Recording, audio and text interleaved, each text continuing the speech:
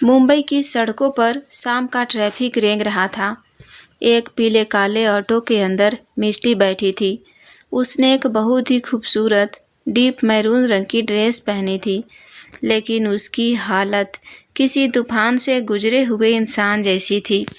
उसके एक हाथ में मस्कारा था, दूसरे हाथ में फ़ोन, और वो ऑटो के छोटे से शीशे में देखकर अपना मेकअप ठीक करने की जद्दोजहद कर रही थी।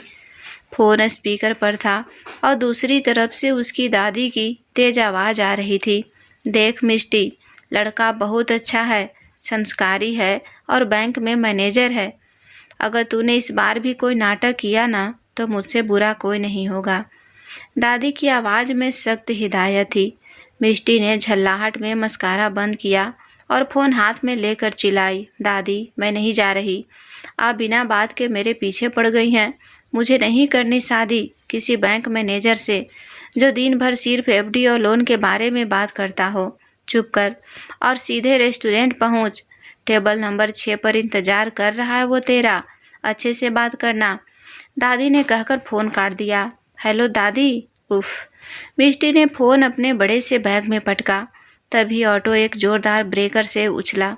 मिष्टी का आधा सामान बैग से निकलकर ऑटो की सीट पर गिर गया। अरे भैया, थोड़ा आराम से चलाइए ना, यहाँ मेरी ज़िंदगी में पहले ही इतने ब्रेकर हैं।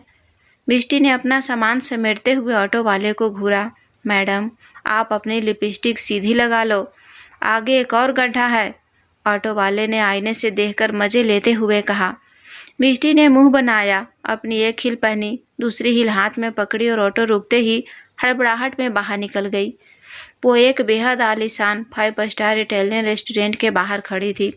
उसने गहरी सांस ली। चलो मिष्टी, 1 घंटे की बकवास झेलनी है, फिर आज़ादी। रेस्टोरेंट के अंदर का माहौल बाहर की दुनिया से बिल्कुल अलग था। वहाँ का वीआईपी सेक्शन आम लोगों के लिए बंद कर दिया गया था।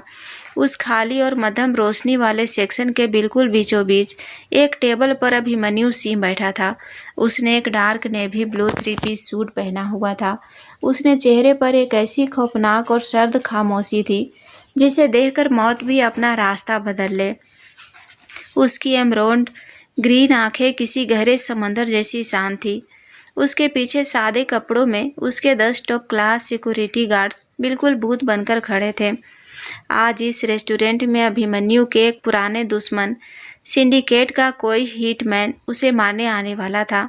अभिमन्यु यहाँ उसी इंतजार में बैठा था कि देखे कौन उसे छूने की ज़रूरत करता है। तभी एक वेटर जो असल में हिटमैन था, सिर झुकाए हुए अभिमन्यु की टेबल के पास आया।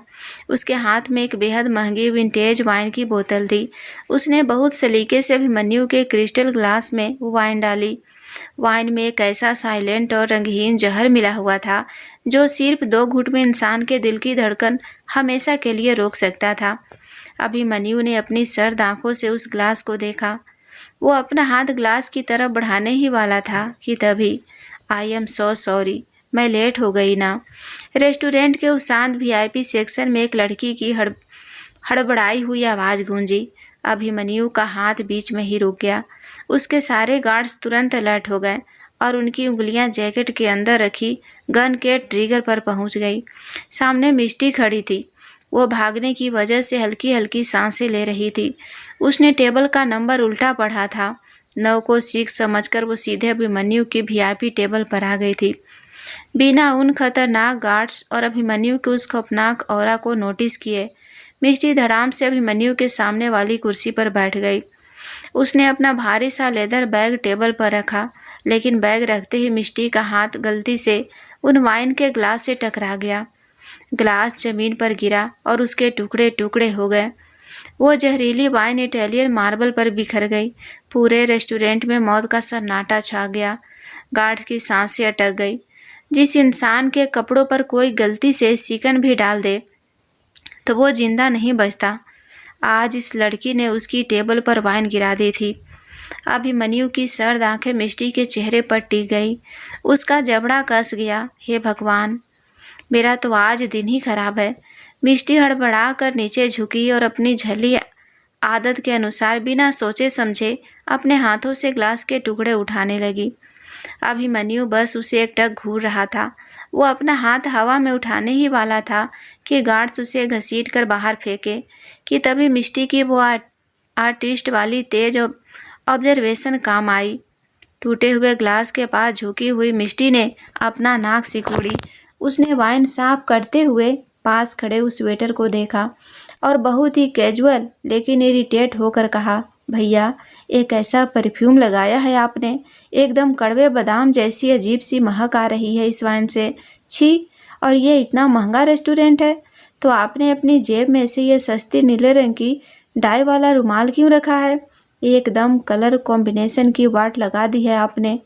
मिष्टी की आवाज़ सुनते ही समय जैसे रुक गया। अभिमन्यु जी अभी तक मिष्टी को एक बेवकूफ़ लड़की समझ रहा था, अचानक पत्थर की तरह सुन्न हो गया।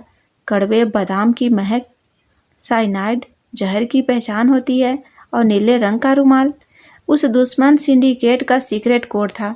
अभिमन्यु का तेज दिमाग उसके 10 टॉप क्लास सिक्योरिटी गार्ड्स जिस साइलेंट खतरे को नहीं पकड़ पाए थे, इस झल्ली और अस्त व्यस्त सी लड़की ने अपनी कलर कॉम्बिनेशन और परफ्यूम की बकवास में उसे 1 सेकेंड में डिकोड कर दिया था। अगर ये लड़की 1 सेकेंड भी लेट होती तो अभिमन्यु वो वाइन पी चुका होता। अनजाने में ही सही, मिष्टी ने अभी अभी अंडरवर्ल्ड के सबसे बड़े डार्क लॉर्ड की जान बचाई थी। अभिमन्यु की एमरोल्ड ग्रीन आंखें अब गुस्से से नहीं बल्कि एक बेहद गहरे आश्चर्य और एक अजीब सी खौफनाक जिज्ञासा से मिष्टी को घूर रही थी। वेटर हीटमैन का चेहरा सफ़ेद पड़ गया। वो भागने के लिए मुड़ा, लेकिन अभिमन्यु ने सिर्फ अपनी उंगली से एक खामोश इशारा किया। 1 सेकेंड के अंदर उसके 2 गार्ड्स ने पीछे से जाकर उस वेटर की गर्दन दबोची और बिना कोई शोर मचाए उसे वहां से घसीट कर गायब कर दिया। मिष्टी उठकर वापस कुर्सी पर बैठी। उसने अपने हाथ टिश्यू से पोंछे और बहुत मासूमियत से अभिमन्यु को देखते हुए बोली, आई एम सो सॉरी, मैंने आपकी ड्रिंक गिरा दी। मैं दूसरी ऑर्डर कर दूं? वैसे मेरी दादी ने जो आपकी फ़ोटो दिखाई थी, आप उससे कहीं ज़्यादा सीरियस और हैंडसम लग रहे हैं।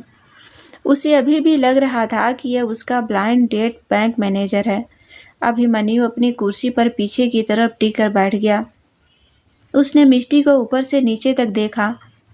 ये लड़की बाहर से एक चलता फिरता डिजास्टर थी, लेकिन इसका दिमाग गजब का था। वो उसे जाने नहीं दे सकता था। अभिमन्यु ने अपनी कोहनियाँ टेबल पर रखी। उसका खौफनाक चार्म और उसकी डार्क वाइब पूरे कमरे पर हावी थी।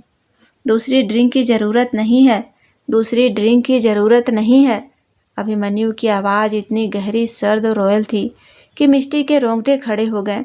और आप मुझे बिल्कुल डिस्टर्ब नहीं कर रही हैं, बैठिए। मिष्टी ने अपनी पलकें झपकाई। उसे लगा था बैंक मैनेजर बहुत बोरिंग होते हैं, लेकिन सामने बैठे इस इंसान की आंखों में जो गहरा, डार्क और पजेसिव सन्नाटा था, वो मिष्टी को अपने अंदर खींच रहा था। अंडरवर्ल्ड के इस खुखार राजा को आखिरकार अपनी वो झल्ली रानी मिल गई थी, जिसने बिना हथियार उठाए सिर्फ अपनी एक गलती से उसे मात दे दी थी। अब यह ब्लाइंड डेट मिष्टी की ज़िंदगी का सबसे खौफनाक और सबसे खूबसूरत सफ़र बनने वाली थी। रेस्टोरेंट के उस वीआईपी सेक्शन में एक अजीब सा सन्नाटा था। सादे कपड़ों में खड़े 10 खूंखार गार्ड्स पसीने से भीग रहे थे। उनका डार्क लॉर्ड, जो किसी को अपनी आंखों में आंखें डालने की इजाज़त नहीं देता था, आज एक अनजान लड़की की बकवास को इतनी खामोशी और गहरी दिलचस्पी से सुन रहा था। मिष्टी ने अपना मेन्यू कार्ड चेहरे के सामने से हटाया और बहुत ही गहरी सांस ली। यार, यह इटालियन मेन्यू में हर डिश का नाम किसी स्पेलिंग मिस्टेक जैसा क्यों लगता है? मिष्टी ने मेन्यू कार्ड वापस टेबल पर रखा। दादी ने कहा था कि आप बैंक ऑफ इंडिया में लोन मैनेजर हैं। राहुल नाम है ना आपका? अभिमन्यु, जो अपने दोनों हाथ टेबल बांधकर बिल्कुल शांत बैठा था, उसने अपनी एम्ब्रोल्ड ग्रीन आंखों से मिष्टी को देखा। अभिमन्यु, उसकी आवाज़ इतनी गहरी और रॉयल थी कि मिष्टी के रोंगटे एक बार फिर खड़े हो गए। मेरा नाम अभिमन्यु है। मिष्टी ने हल्का सा मुंह बनाया। अरे हाँ, दादी भी ना उम्र के साथ नाम भूलने लगी है। एनीवे, अभिमन्यु जी, तो आप बैंक में क्या करते हैं? मतलब लोगों का पैसा मैनेज करने में बहुत टेंशन होती होगी ना? अभिमन्यु के होठों पर एक बहुत ही बारीक, लगभग ना दिखने वाली मुस्कान आई।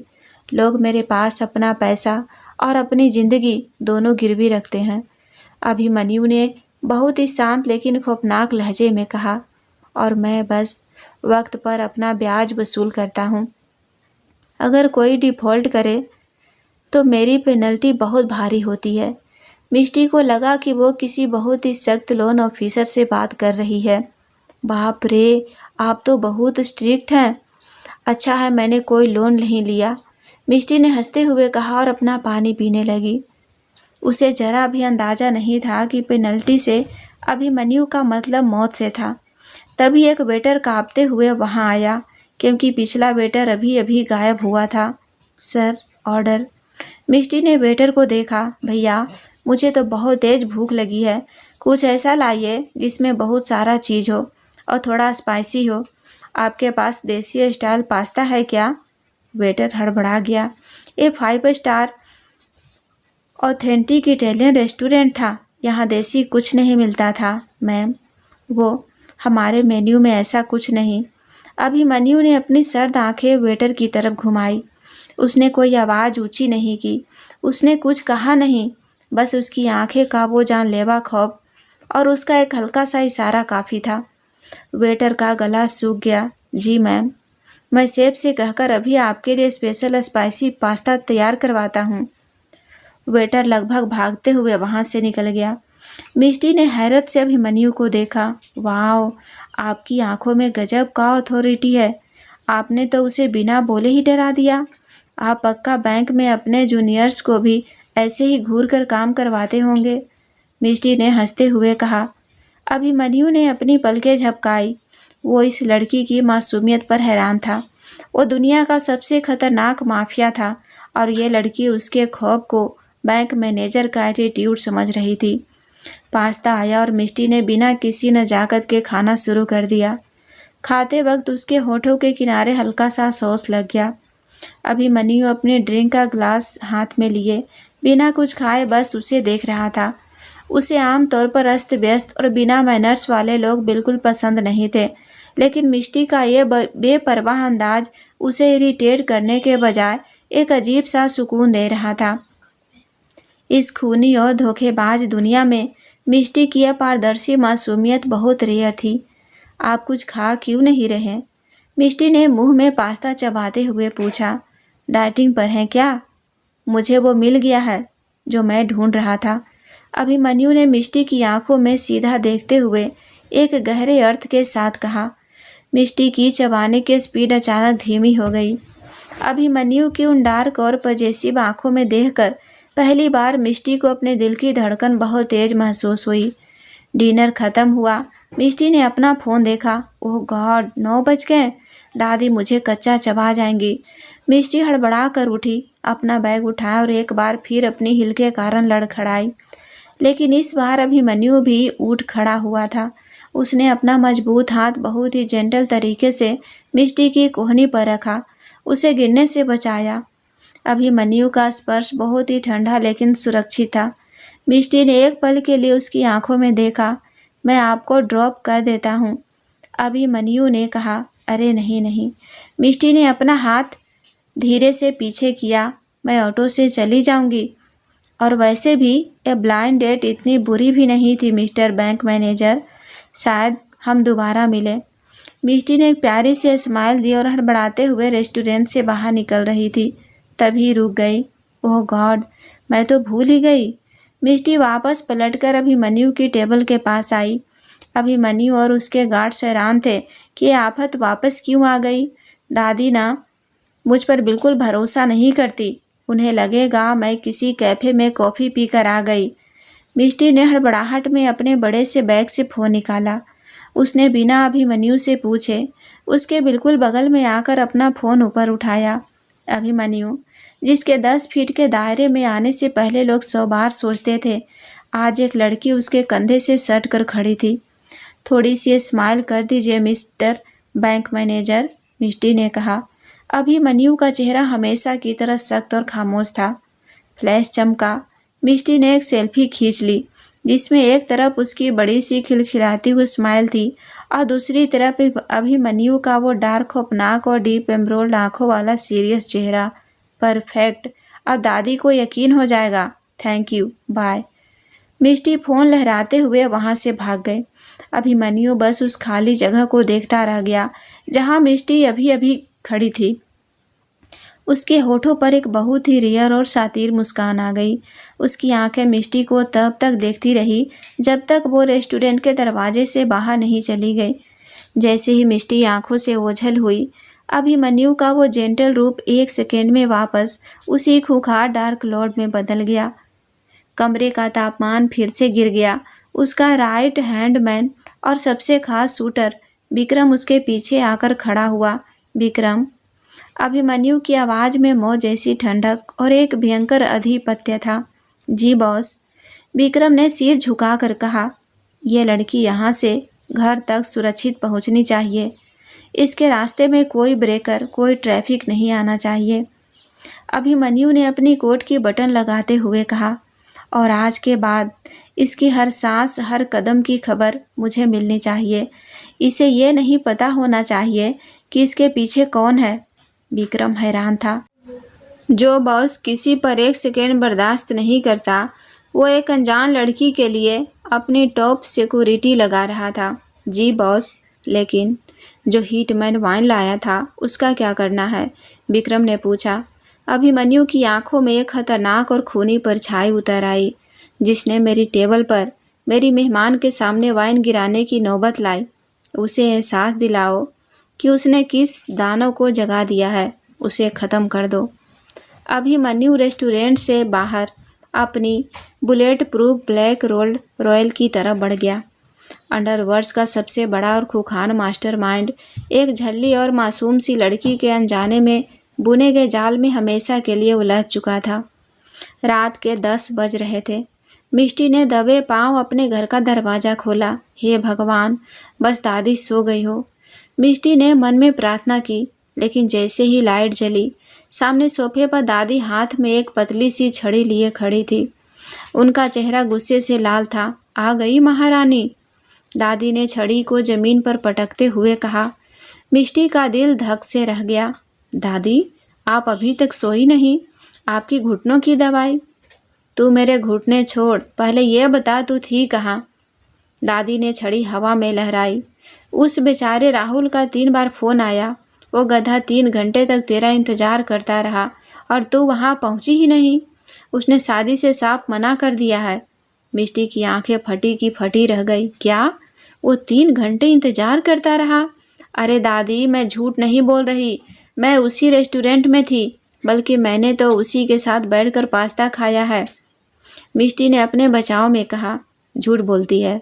वो लड़का कह रहा था कि वो 9 बजे तक खाली टेबल पर बैठा रहा। दादी ने छड़ी लेकर मिष्टी की तरफ कदम बढ़ाया। आज तो मैं तेरी अकल ठिकाने लगाऊंगी। अरे दादी रुकिए, मारिए मत, मेरे पास सबूत है। मिष्टी ने हड़बड़ाकर अपना बैग खोला और फ़ोन निकाला। मैं सच में उसी से मिलकर आ रही हूँ। रुकिए, ये देखिए। मिष्टी ने फ़ोन की गैलरी खोली और वही रेस्टोरेंट वाली सेल्फी निकालकर दादी की आंखों के बिल्कुल सामने कर दी। ये देखिए, ये वही बैंक मैनेजर है ना? मैंने कहा था ना, मैं झूठ नहीं बोल रही। दादी ने अपना चश्मा ठीक किया और फ़ोन के स्क्रीन को ध्यान से देखा। स्क्रीन पर मिष्टी के साथ एक बेहद हैंडसम लेकिन बहुत ही डरावने और सीरियस लुक वाला आदमी था। उसके डार्क नेवी ब्लू सूट और उसकी आंखों का वो खौफनाक ऑरा फोटो से ही बाहर झलक रहा था। दादी का गुस्सा अचानक हैरानी में बदल गया। उनकी आंखें बड़ी हो गई। उन्होंने फ़ोन मिष्टी के हाथ से छीन लिया। अरे राम, ये कौन है? दादी ने स्क्रीन को घूरते हुए कहा। हैं? मतलब क्या है आपका? यही तो राहुल है, आपका बैंक मैनेजर। मिष्टी ने मासूमियत से कहा। खाक राहुल है। राहुल बेचारा तो चश्मा पहनता है और उसके आधे बाल उड़े हुए हैं। मैंने तुझे इस गुंडे जैसे दिखने वाले आदमी से मिलने नहीं भेजा था। दादी ने फ़ोन वापस मिष्टी के हाथ में थमाते हुए कहा। कौन है ये? सच सच बता मिष्टी। मिष्टी का मुंह खुला का खुला रह गया। वो फ़ोन के स्क्रीन को देखने लगी। अगर ये राहुल नहीं था तो ये कौन था? मैं पिछले 2 घंटे से किसके सामने बैठकर अपनी बकवास कर रही थी? और उसने मुझे टोका भी नहीं। उसने मुझे खाना भी खिलाया और मुझे ड्रॉप करने की बात भी कर रहा था। मिष्टी का दिमाग घूम गया। उसे याद आया कि कैसे उस आदमी के एक इशारे पर वेटर की हालत खराब हो गई थी। ओ माय गॉड, वो कोई लोन ऑफिसर नहीं था। दादी अभी भी गुस्से में थी। बोलती क्यों नहीं, कहाँ से पकड़ लाई इस खूंखार दिखने वाले आदमी को। लेकिन मिष्टी को कोई डर नहीं लग रहा था। वो स्क्रीन पर उस आदमी की डार्क और डीप आंखों को देख रही थी। उसका वो शांत, रॉयल और डोमिनेटिंग लुक मिष्टी के दिमाग में छप गया था। मिष्टी के चेहरे पर अचानक एक बहुत ही क्यूट और ब्लश करती हुई स्माइल आ गई। उसने फ़ोन को अपने सीने से लगा लिया और हवा में देखते हुए बहुत ही ड्रीमी आवाज़ में बोली, अरे जो भी था, कुछ भी कहो दादी, बंदा था बहुत हैंडसम। उसकी आवाज़ में जो भारीपन था ना, उफ, मुझे तो बहुत पसंद आया। दादी ने अपना माथा पीट लिया। हे भगवान, इस लड़की का मैं क्या करूं? मैंने इसे शादी के लिए भेजा था और ये किसी आवारे पर दिल हार कर आ गई। दादी छड़ी फेंक कर बड़बड़ाते हुए अपने कमरे में चली गई। पीछे हॉल में खड़ी मिष्टी ने वापस अपना फ़ोन खोला। वो उस फोटो को जूम करके अभिमन्यु के चेहरे को देख रही थी। तो मिस्टर फेक बैंक मैनेजर, मिष्टी ने मुस्कुराते हुए खुद से कहा, देखते हैं मुंबई जैसे शहर में हमारी दोबारा मुलाकात होती है या नहीं। उसे नहीं पता था कि मुंबई की अंडरवर्ल्ड का सबसे खूंखार राजा अभिमन्यु सिंह पहले से ही उसकी हर सांस की खबर रखने का इंतजाम कर चुका है और उनकी अगली मुलाकात मिष्टी की दुनिया को पूरी तरह पलटने वाली है। कुछ दिन बीत चुके थे। मिष्टी उस हैंडसम बैंक मैनेजर अभिमन्यु की डार्क और गहरी आंखों को भूल नहीं पा रही थी। आज मिष्टी अपनी एक नई दोस्त काव्या के साथ एक मॉल के बाहर खड़ी थी। काव्या ने उसकी दोस्ती हाल ही में एक इवेंट डिजाइनिंग वर्कशॉप में हुई थी। दोनों की बहुत अच्छी बनती थी। यार काव्या, आज तो बहुत शॉपिंग हो गई, पैर दर्द करने लगे हैं। मिष्टी ने अपने ढेरों शॉपिंग बैग्स नीचे रखते हुए कहा। अरे बस 2 मिनट और रुक जा मिष्टी, मेरा हैंडसम मुझे पिक करने आ रहा है। काव्या ने अपना फ़ोन चेक करते हुए एक बड़ी सी स्माइल के साथ कहा। मिष्टी ने उसे चिढ़ाते हुए आंख मारी। ओहो हैंडसम, मतलब कोई बहुत ही खास इंसान है। देखते हैं तेरा ये सीक्रेट राजकुमार कौन है। तभी उनके सामने एक बेहद चमचमाती जेट ब्लैक रोल्ड रॉयल आकर रुकी। उसके पीछे एक और काली एसयूवी थी। गाड़ी का दरवाज़ा खुला और एक शख्स बाहर निकला। Dark navy blue three-piece suit, कलाई पर महंगी रोलेक्स घड़ी और वो सर्द एम्ब्रोल्ड ग्रीन आंखें जिनमें पूरे शहर को खामोश कर देने वाला खौफ था। वो अभिमन्यु सिंह था। अभिमन्यु को देखते ही मिष्टी के चेहरे पर एक गजब की चमक आ गई। उसके दिल की धड़कनें तेज हो गई। मिष्टी के मन में, अरे ये तो वही मिस्टर बैंक मैनेजर है। यहाँ क्या कर रहा है? क्या यह मेरा पीछा कर रहा है? मिष्टी मुस्कुराते हुए उसे हेलो बोलने के लिए आगे बढ़ने ही वाली थी कि तभी बढ़ी। माय हैंडसम, काव्या खुशी से चीखते हुए दौड़ कर गई और उसने सीधा अभिमन्यु के गले में अपनी बाहें डाल दी। उसने उसे बहुत ही प्यार से गले लगाया। अभिमन्यु के चेहरे का वो खौफनाक और सीरियस लुक काव्या को देखकर थोड़ा शांत हुआ। उसने बहुत ही जेंटल तरीके से काव्या के सिर पर हाथ रखा, लेकिन यह नज़ारा देखकर मिष्टी के पैरों तले ज़मीन खिसक गई। अभी माय हैंडसम, ये काव्या का बॉयफ्रेंड है। मिष्टी का दिमाग 100 के स्पीड से दौड़ने लगा। उसे वो रात याद आ गई जब अभिमन्यु उसके साथ उस वीआईपी टेबल पर बैठा था, उसे देख रहा था और उसे घर छोड़ने की बात कर रहा था। मिष्टी का गुस्सा 7वें आसमान पर पहुंच गया। उसका वो झल्लापन और आर्टिस्ट वाली आग भड़क उठी। बिना कुछ सोचे समझे मिष्टी जोर जोर से अपने हिल्स पटकते हुए सीधे उन दोनों के पास पहुंच गई। स्क्वीज मी, मिष्टी ने अपनी आंखें बड़ी करते हुए बहुत ही तीखे और गुस्से वाले अंदाज में अभिमन्यु को घूरा। अभिमन्यु ने जैसे ही मिष्टी को देखा, उसकी एम्ब्रोल्ड ग्रीन आंखों में एक पल के लिए हैरानी आई, लेकिन फिर वो एक बेहद गहरी साइकोलॉजिकल और इंटेंस चमक में बदल गई। उसने उम्मीद नहीं की थी कि ये आफत उसे दोबारा इतनी जल्दी मिल जाएगी। अच्छा, तो ये चल रहा है आपका? मिष्टी ने अपनी उंगली सीधे अंडरवर्ड्स के उस खूंखार राजा की तरफ तान दी, जिसके सामने पुलिस वाले भी आंखें नहीं उठाते थे। काव्या हैरान रह गई। मिष्टी, तुम अभी को जानती हो? बहुत अच्छे से जानती हूँ काव्या।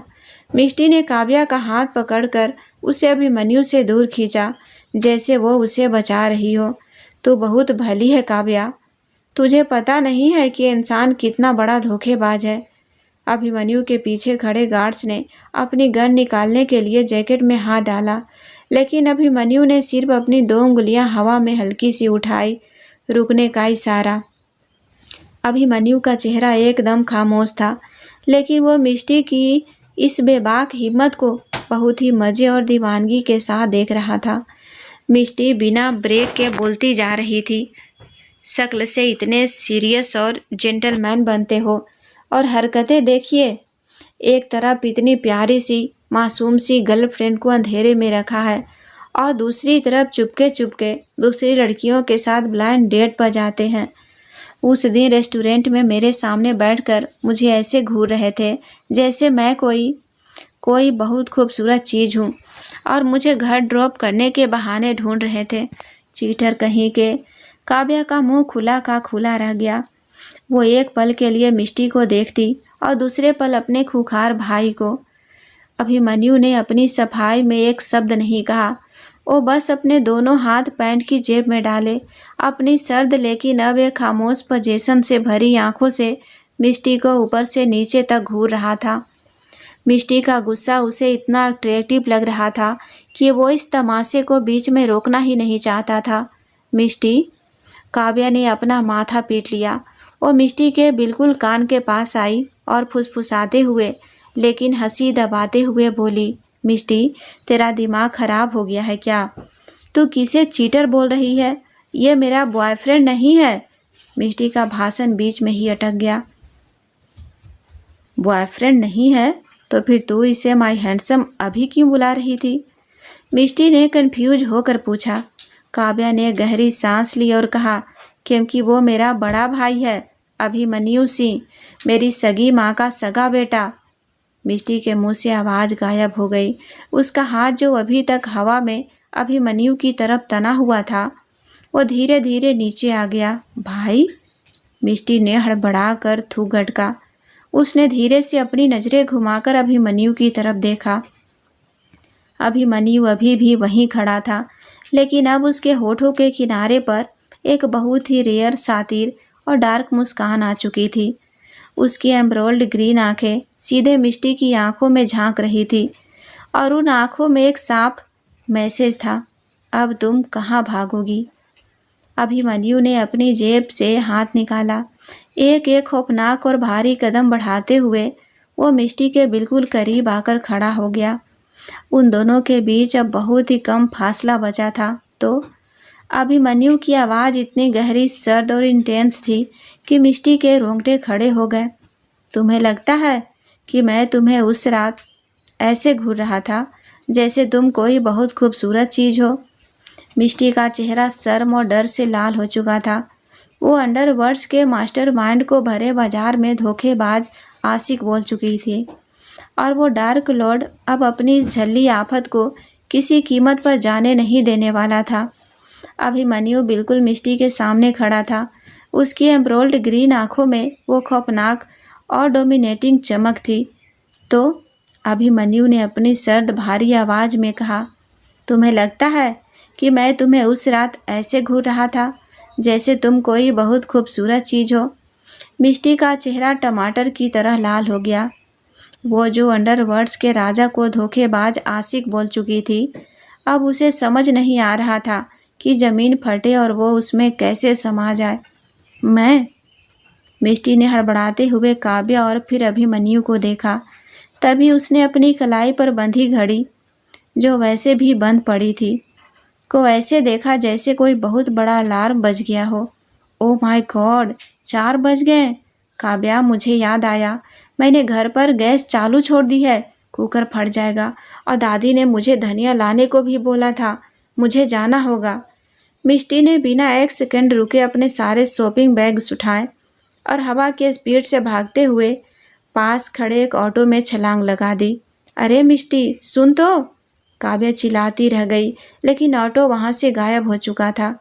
काव्या ने सिर पीट लिया और अपने भाई की तरफ मुड़ी। सॉरी अभी, वो थोड़ी नहीं, वो बहुत पागल है, पर वो दिल की बहुत अच्छी है।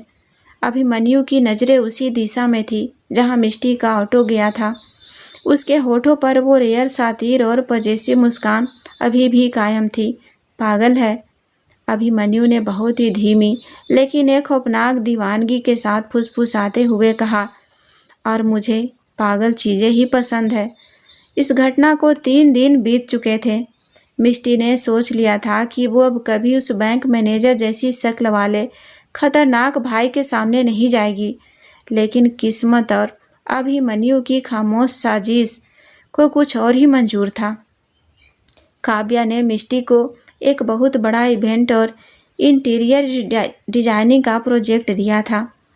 मिष्टी, तुझे मेरे घर की पर्सनल लाइब्रेरी और स्टडी रूम को रीडिजाइनिंग करना है। काव्या ने उसे एक बेहद आलीशान लेकिन बहुत ही खौफनाक और डार्क हवेली के अंदर ले जाते हुए कहा।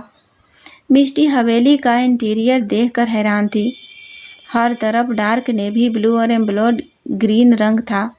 भारी पर्दे, इटालियन मार्बल और खामोशी इतनी कि सुई गिरने की आवाज़ गूंज जाए। यार काव्या, मिष्टी ने फुसफुसाते हुए कहा, तेरा घर किसी बैटमैन की गुफा जैसा क्यों है? इतनी शांति और इतना डार्क, यहाँ तो दिन में भी डर लगता है। काव्या हंसी। ये मेरे भाई का चॉइस है, उसे शोर और रंग बिल्कुल पसंद नहीं है। खैर, तू इस स्टडी रूम का नाप ले ले, मैं बस 10 मिनट में आती हूँ। काव्या उसे एक बेहद विशाल और डार्क स्टडी रूम में छोड़कर चली गई। मिष्टी अकेली थी। उसने अपना मेजरिंग टेप निकाला और दीवारों का नाप लेने लगी। कैसे कैसे बोरिंग लोग हैं। मैं तो यहाँ फेरी लाइट्स और ब्राइट पिंक कर्टेन्स लगाऊंगी, तब जाकर इस कमरे की नेगेटिविटी दूर होगी। मिष्टी खुद से बातें करते हुए कूचे बुक शेल्फ का नाप लेने के लिए अपने पंजे के बल खड़ी हुई। कमरे का भारी महोगनी दरवाज़ा बिना किसी आवाज़ के खुला। अभिमन्यु अंदर दाखिल हुआ। उसने डार्क ग्रे 3-पीस सूट पहना हुआ था। वो अपनी स्टडी में इस झल्ली लड़की को देखकर हैरान नहीं था, क्योंकि वो जानता था कि काव्या उसे यहाँ लाने वाली है। अभिमन्यु बहुत ही खामोशी से एक शिकारी की तरह चलते हुए मिष्टी के बिल्कुल पीछे आकर खड़ा हो गया। उसके कदमों की कोई आवाज़ नहीं थी। मिष्टी अभी भी शेल्फ के ऊपर पहुँचने की कोशिश कर रही थी। उफ, ये शेल्फ इतना ऊंचा क्यों बनवाया है इस ताड़ के पेड़ ने? मिष्टी ने झल्लाते हुए कहा, क्योंकि मुझे ऊंचाई पर रखी चीज़ें और अपने बराबर के लोग ही पसंद है। अभिमन्यु की वो भारी, सर्द और बिल्कुल कान के पास गूंजने वाली रोयल आवाज़ सुनकर मिष्टी की रूह कांप गई। मिष्टी झटके से पीछे मुड़ी। उसे अंदाज़ा नहीं था कि अभिमन्यु उसके इतना करीब खड़ा है। हड़बड़ाहट में मिष्टी का पैर उसके ही लंबे दुपट्टे में उलझा और उसका बैलेंस पूरी तरह बिगड़ गया। वो पीछे की तरफ गिरने ही वाली थी, लेकिन अभिमन्यु की रिफ्लेक्स किसी चीते से भी तेज थी। उसने अपना एक बेहद मजबूत हाथ आगे बढ़ाया, मिष्टी की कमर को पकड़ा और एक ही झटके में उसे पूरी ताकत से खींचकर अपने चौड़े सख्त सीने से लगा लिया। टकराव इतना तेज और अचानक था कि मिष्टी के मुंह से एक हल्की सी सिसकी निकल गई। उन दोनों के बीच अब रत्ती भर का भी फासला नहीं था। अभिमन्यु का हाथ मिष्टी की कमर पर इतनी मजबूती से कसा हुआ था कि मिष्टी रत्ती भर भी हिल नहीं सकती थी। मिष्टी के दोनों हाथ घबराहट में अभिमन्यु के कोट के कॉलर पर जकड़े हुए थे। कमरे का सन्नाटा अचानक बहुत भारी हो गया।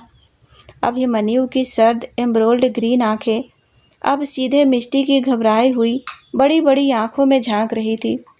उसके महंगे कोलोग और उस डार्क खौफनाक पोजीशन ने मिष्टी के दिमाग को पूरी तरह से सुन्न कर दिया। अभिमन्यु ने मिष्टी को छोड़ा नहीं। उसने उसे अपने सीने से और करीब सटाया और अपना चेहरा मिष्टी के चेहरे के बिल्कुल पास ले जाकर एक खौफनाक लेकिन बेहद इंटेंस फुसफुसाहट में कहा, भागने की स्पीड तो बहुत अच्छी है तुम्हारी, लेकिन तुमने कैसे सोच लिया कि तुम मेरी दुनिया में कदम रखकर इतनी आसानी से भाग जाओगी? मिष्टी की धड़कनें इतनी तेज थी कि उसे लग रहा था अभिमन्यु भी उसे सुन सकता है। उसका सारा स्वेग और सारी चपड़ चपड़ इस डार्क लॉर्ड की मजबूत बाहों के घेरे में आकर पूरी तरह से लॉक हो चुकी थी। स्टडी रूम का वो भारी सन्नाटा अब मिष्टी के कानों में गूंज रहा था। अभिमन्यु की मजबूत बाहों में कैद मिष्टी का दिमाग पूरी तरह ब्लैंक हो चुका था। अभिमन्यु की सर्द एम्ब्रोल्ड ग्रीन आंखों में एक ऐसा गहरा भंवर था जिसमें मिष्टी खुद को डूबता हुआ महसूस कर रही थी। अभिमन्यु के चौड़े सीने से टकराकर मिष्टी को उसकी शांत लेकिन भारी धड़कन साफ सुनाई दे रही थी। कुछ सेकंड तक दोनों के बीच सिर्फ खामोशी रही। मिष्टी को समझ नहीं आ रहा था कि वो इस डार्क लॉर्ड के चार्म से डरे या इसमें खो जाए, लेकिन मिष्टी आखिर मिष्टी थी। उसकी झली जुबान खामोश कैसे रह सकती थी? उसने हड़बड़ाहट में अपनी नज़रें चुराई। अभिमन्यु के कॉलर पर अपनी पकड़ हल्की की और कांपते हुए होठों से बकवास शुरू कर दी। वो, आपका ये जो सूट है ना, इसका फैब्रिक बहुत रफ है, मेरी स्किन छील जाएगी। और आपने ये जो परफ्यूम लगाया है, इसकी महक बहुत तेज है, मुझे अस्थमा हो सकता है। आप मुझे छोड़ेंगे प्लीज़? मेरा मेजरिंग टेप गिर गया है। अभिमन्यु ने उसे छोड़ा नहीं, बल्कि उसके होठों पर एक बहुत ही रेयर, खतरनाक और पजेसिव मुस्कान आ गई। वो मिष्टी के चेहरे के और करीब हुआ। उसकी गर्म सांसें मिष्टी के गालों को छूने लगी। तुम्हें अस्थमा नहीं है? अभिमन्यु की आवाज़ किसी गहरे समंदर जैसी शांत और भारी थी। तुम्हारी सांसें इसीलिए तेज चल रही है क्योंकि तुम मेरे करीब हो, और रही बात तुम्हें छोड़ने की। अभिमन्यु ने अपनी पकड़ मिष्टी की कमर पर एक सेकेंड के लिए और सख्त की और फिर अचानक बहुत ही जेंटल तरीके से उसे छोड़ दिया। मैं अपनी मर्जी से पकड़ता हूँ और अपनी मर्जी से छोड़ता हूँ। मिष्टी तुरंत 2 कदम पीछे हट गई। उसका चेहरा टमाटर की तरह लाल था। वो जल्दी से ज़मीन पर गिरा, अपना मेजरिंग टेप उठाने के लिए झुकी ताकि उसे अभिमन्यु की उन खौफनाक आंखों में दोबारा ना देखना पड़े। मिष्टी जैसे ही नीचे झुकी, उसकी नज़र सामने खिड़की के मोटे कांच पर गई।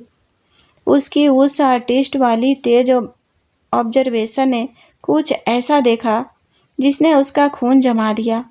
खिड़की के कांच पर एक बहुत ही बारीक लाल रंग का लेजर डॉट था और वो डॉट सीधा अभिमन्यु के चौड़े सीने की तरफ बढ़ रहा था। मिष्टी का दिमाग एक सेकेंड के लिए सुन्न हुआ, लेकिन उसके शरीर ने बिना सोचे रिएक्ट कर दिया। अभिमन्यु! मिष्टी पूरी ताकत से चीखी और उसने अपने हाथ में पकड़ा हुआ भारी स्टील का मेजरिंग टेप पूरी ताकत से खिड़की की तरफ दे मारा। उसी सेकेंड एक साइलेंसर लगी हुई गोली कांच को चीरती हुई अंदर आई। गोली अभिमन्यु के कंधे को छूने ही वाली थी, लेकिन मिष्टी के फेंके हुए मेजरिंग टेप से टकराकर उसका एंगल बदल गया और वो सीधा पीछे रखी महोगनी की डेस्क में जा धंसी। अभिमन्यु, जो एक सेकेंड पहले तक डोमिनेटिंग आशिक था, पलक झपकते ही अंडरवर्ल्ड के खुकार डार्क लॉर्ड में बदल गया। नीचे अभिमन्यु ने गुर्राते हुए मिष्टी का हाथ पकड़ा और उसे एक ही झटके में खींचकर डेस्क के नीचे ज़मीन पर गिरा लिया। डेस्क के नीचे घूप अंधेरा था। मिष्टी खौफ से कांप रही थी। उसने अपनी ज़िंदगी में कभी असली गोली चलते हुए नहीं देखी थी। वो डर के मारे अपने दोनों कानों पर हाथ रखे हुए थी। अभिमन्यु पूरी तरह से मिष्टी के ऊपर झुका हुआ था, अपने चौड़े शरीर से उसे एक लोहे की ढाल की तरह कवर किए हुए था, ताकि अगर कोई और गोली आए तो वो पहले उसे लगे। अभिमन्यु ने अपनी जैकेट के 9 mm ग्लोक निकाल ली थी। उसकी एम्ब्रोल्ड ग्रीन आंखों में अब कोई रोमांस नहीं था, बल्कि मौत का खौफनाक तांडव था। उसने नीचे देखा। मिष्टी डर से कांप रही थी और उसकी आंखें आंसुओं से भर गई थी। दोस्तों, इस कहानी में आगे क्या होगा देखने के लिए अगला भाग देखना ना भूलें। और कहानी पसंद आए तो वीडियो को लाइक करें, शेयर करें और ऐसे ही रोमांटिक कहानियाँ देखने के लिए चैनल को सब्सक्राइब अवश्य कर लीजिए। धन्यवाद।